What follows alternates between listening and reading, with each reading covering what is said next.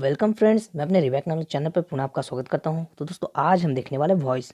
तो वॉइस होता क्या है? तो वॉइस देखिए, बोलने के टेक्निक को बोलते हैं कि आप किस प्रकार से बोल रहे हैं। जैसे आप एक फॉर एग्जांपल के लिए एक देखिए कि मैं जा रहा हूँ, मेरे द्वारा जाया जा रहा है। तो बोलने का तरीका तो वही है, आप जा रहे हो, लेकिन क्या है, थोड़ा बोलने का तरीका चेंज हो जा रहा है, लेकिन तथ्य वही निकल रहा है। तो दोस्तों आज हम देखने वाले हैं वॉइस। तो चैनल में आगे बने रहने के लिए चैनल को सब्सक्राइब कीजिए और बेल आइकन को प्रेस कीजिए। दोस्तों आज हम स्टार्ट करने वाले हैं वॉइस। तो वॉइस मतलब होता क्या है, ये मैंने पहले बता दिया। अभी स्टार्ट करने वाला सब्जेक्ट। सब्जेक्ट क्या होता है, ऑब्जेक्ट क्या होता है, ये स्टार्ट करने वाले हैं हम लोग। जो वॉइस है उसमें सब्जेक्ट इंपॉर्टेंट और ऑब्जेक्ट भी वेरी इंपॉर्टेंट होने वाला है। अब हम देखते हैं कितने प्रकार के वॉइस होते हैं। तो टू टाइप्स ऑफ वॉइस, मतलब वॉइस के दो प्रकार होते हैं, पहला एक्टिव और दूसरा पैसिव। यहाँ पर देखिए दिया हुआ है, फर्स्ट नंबर एक्टिव और सेकंड नंबर पैसिव दिया हुआ है। तो एक्टिव और पैसिव के बारे में हम लोग आगे जानते हैं। तो उससे पहले वॉइस को जानने से पहले हम लोग कर्ता क्रिया और कर्म के बारे में जान लेते हैं।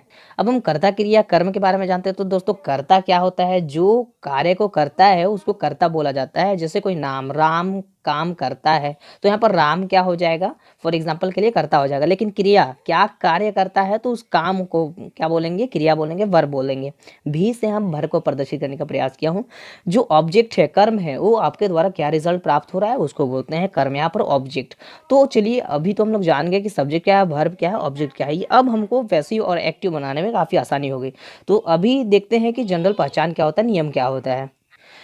तो फर्स्ट नंबर देखते हैं कि सब्जेक्ट ऑब्जेक्ट की जगह और ऑब्जेक्ट सब्जेक्ट की जगह होता है। तो दोस्तों जनरल नियम हम पहले देखते हैं। तो सब्जेक्ट ऑब्जेक्ट की जगह और ऑब्जेक्ट सब्जेक्ट की जगह क्या हो जाएगा, ठीक है। तो इसके बारे में हम लोग आगे देखेंगे कि किस प्रकार से होता है सब्जेक्ट ऑब्जेक्ट और ऑब्जेक्ट सब्जेक्ट की जगह में। तो सेकंड नंबर नियम क्या बता रहा है कि पैसिव वर्ब हमेशा थर्ड फॉर्म में होता है दोस्तों।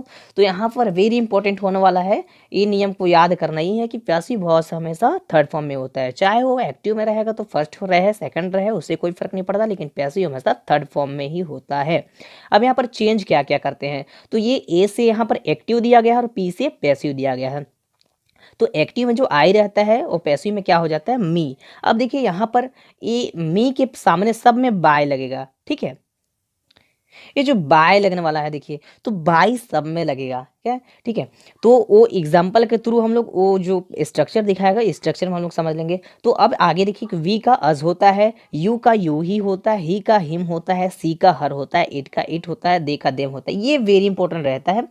तो एक्टिव और पैसिव में वेरी इंपॉर्टेंट रहने वाला आई का मी, वी का अज, यू का यू, ही का हिम, सी का हर, इट का इट, दे का देम। दोस्तों ये रट्टा मार लिए तो वॉइस एक्टिव और पैसिव बनाना वेरी इंपॉर्टेंट है, ये एकदम आसान होगा। अब हम देखते हैं कुछ फॉर्मूला के बारे में। Formula of active to passive voice. तो फॉर्मूला क्या कहता है एक्टिव टू पैसिव वॉइस को चेंज करने में। अब हम वही देखते हैं कि टेंस क्या है, एक्टिव क्या है, पैसिव क्या है, कैसे चेंज करते हैं उसको, ठीक है।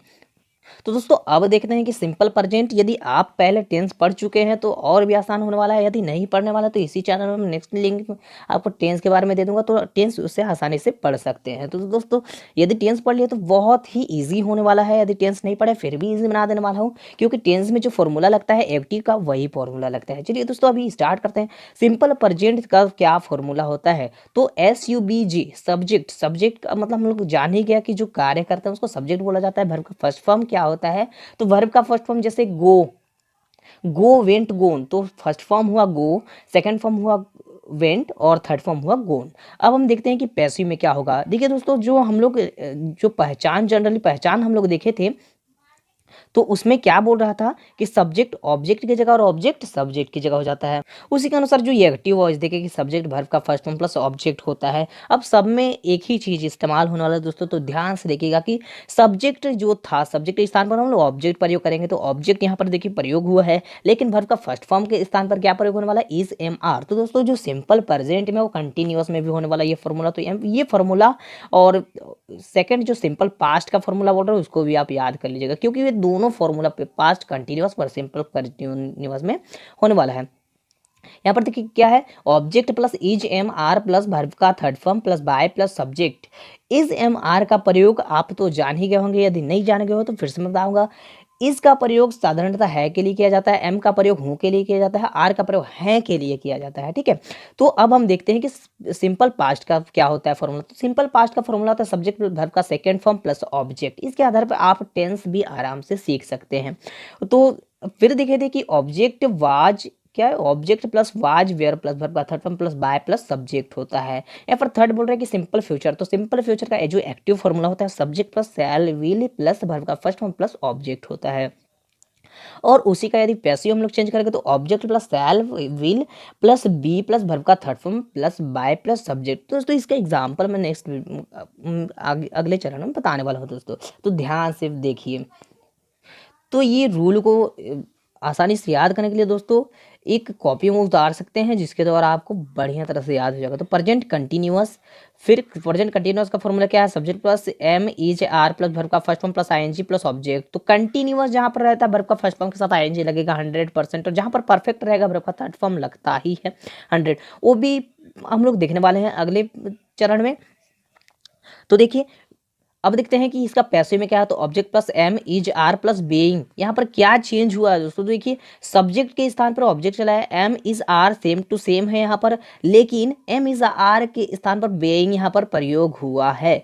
अब बेइंग सब में प्रयोग हुआ है, देखिए इज एम आर जो हेल्पिंग वर्ब है, हेल्पिंग वर्ब के बाद बेइंग प्रयोग हुआ है। यहाँ पर वाज वेयर हेल्पिंग वर्ब है, वहाँ पर बेइंग प्रयोग हुआ है, लेकिन सेल विल है उसके बाद भी बेइंग प्रयोग हुआ है। तो याद करने का सही तरीका क्या है, यही है कि आप इसे एक जगह लिख लो, उसके बाद आसानी से याद कर लो। यहाँ पर पास्ट कंटिन्यूअस का देख सकते हैं, subject plus was were plus verb का first form plus ING plus object का। यहाँ पर फ्यूचर कंटिन्यूअस का देख सकते हैं, subject plus shall will plus be plus verb का first form plus ING plus object. यहाँ पर जो फ्यूचर कंटिन्यूअस उसमें बी प्रयोग होता है। अब ये देखिए पैसिव वॉइस जब हम लोग बनाते हैं तो ऑब्जेक्ट सब्जेक्ट ऑब्जेक्ट के स्थान पर, और शैल विल प्लस बेइंग तो लग ही गया। अब हम लोग उससे पहले देख लिए थे कि पैसिव वॉइस में वर्ब का कौन सा फॉर्म लगता है, तो पैसिव वॉइस में हमेशा वर्ब का थर्ड फॉर्म प्रयोग किया जाता है। तो वर्ब का थर्ड फॉर्म यहाँ पर प्रयोग किया गया है सभी में। देखिए यहाँ पर वर्ब का फर्स्ट फॉर्म प्रयोग किया गया है, यहाँ पर वर्ब का फर्स्ट फॉर्म थर्ड फॉर्म प्रयोग किया गया है, यहाँ पर वर्ब का थर्ड फॉर्म प्रयोग किया गया है, उसके बाद बाय सब्जेक्ट। अब यहाँ पर देखिए ऑब्जेक्ट क्यों लिखा गया है, तो ऑब्जेक्ट यहाँ पर ऑब्जेक्ट प्रोनाउन का मतलब ही होता है सब्जेक्ट। चलिए दोस्तों अभी हम देखते हैं प्रेजेंट परफेक्ट के बारे में। तो प्रेजेंट परफेक्ट क्या होता है, अब कहीं कहीं वीडियो में देखे होंगे कि फ्यूचर परफेक्ट होता ही, सॉरी फ्यूचर कंटिन्यूअस होता ही नहीं है। तो एक्चुअली आप बना सकते हैं एक्टिव टू पैसिव में फ्यूचर कंटिन्यूअस। प्रेजेंट परफेक्ट का फॉर्मूला क्या होता है, सब्जेक्ट प्लस हैज है प्लस वर्ब का थर्ड फॉर्म प्लस ऑब्जेक्ट, उसी का जो ऑब्जेक्ट है हैज है प्लस बीन प्लस वर्ब का third form plus by plus subject में कन्वर्ट हो जाता है। अब past perfect subject plus had plus verb का third form plus object, object had या बीन प्लस वर्ब का थर्ड फॉर्म यहाँ पर बाय प्लस सब्जेक्ट में चेंज हो जाता है। अब फ्यूचर परफेक्ट की बात करें तो फ्यूचर परफेक्ट में सब्जेक्ट प्लस शैल या will plus have plus verb का थर्ड फॉर्म प्लस ऑब्जेक्ट, और यहाँ पर फिर से सब्जेक्ट ऑब्जेक्ट के स्थान पर चला जाएगा, प्लस शैल या will plus have plus been plus verb का third form plus by plus object हो जाता है यहाँ पर दोस्तों।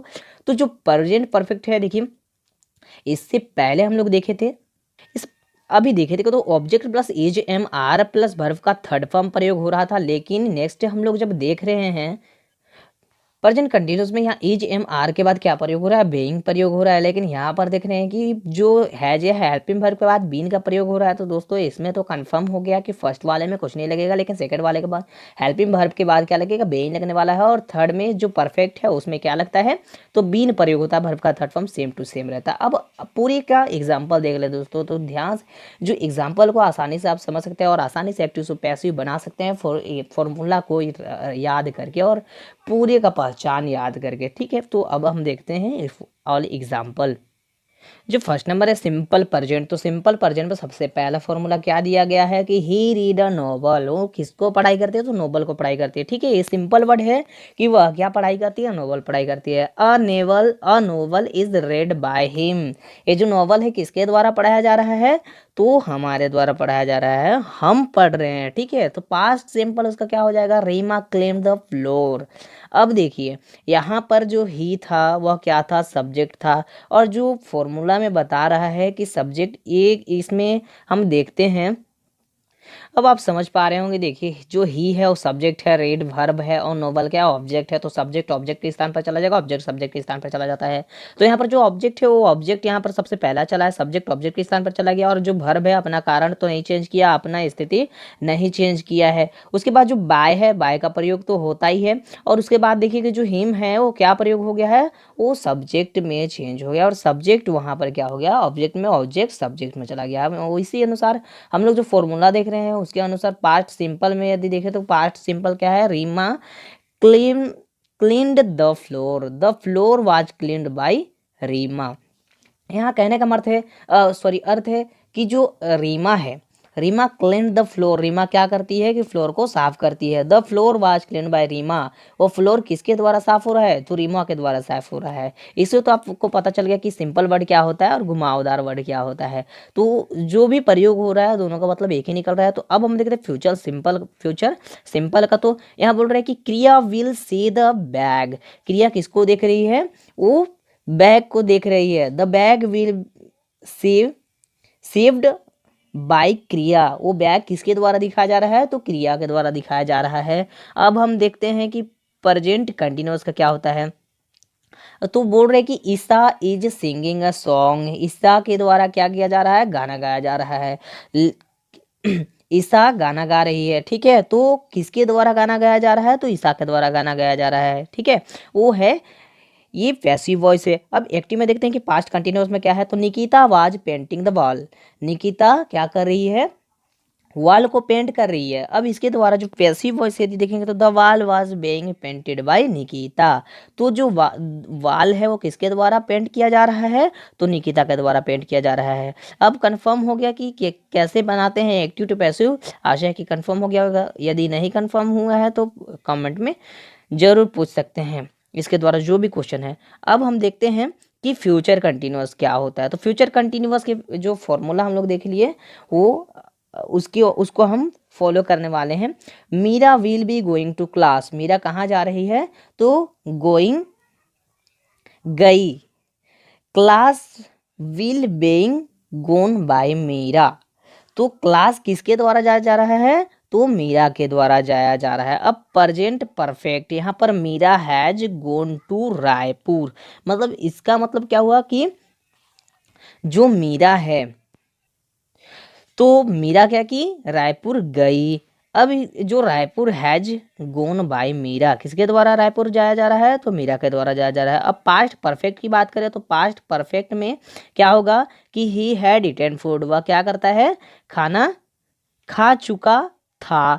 Food had been eaten by him, जो खाना है वो किसके द्वारा खाया जा चुका था, तो मेरे द्वारा, हमारे द्वारा खाया जा चुका था, ठीक है। फ्यूचर परफेक्ट जो अंतिम है उसको आई विल हैव सुंग अ सॉन्ग, जो गाना है वो मैं क्या कर रहा हूँ, गाना गाया, मैं गाना गाया। A song will have been sung a मी, ठीक है। तो ये देख लिए। तो इसका मतलब क्या है कि जो सॉन्ग है वो किसके द्वारा गाया जा रहा है, तो गाया गया, तो जो सॉन्ग है वो मेरे द्वारा गाया गया। तो यहाँ पर फिर से प्रयोग किया गया। आ सॉन्ग क्या है, यहाँ पर ऑब्जेक्ट था, यहाँ पर जाके वही ऑब्जेक्ट सब्जेक्ट में चेंज हो गया। यहाँ पर आई सब्जेक्ट था, सब्जेक्ट यहाँ पर आई मी में चेंज हो गया। उससे पहले जो मैं लिखा था उसको भी आराम से देख लीजिएगा। तो दोस्तों आशा करता हूँ कि एक्टिव टू पैसिव आराम से समझ में आया होगा। तो यदि नहीं समझ में आया तो कॉमेंट बॉक्स में कॉमेंट कर सकते हैं। Thank you so much.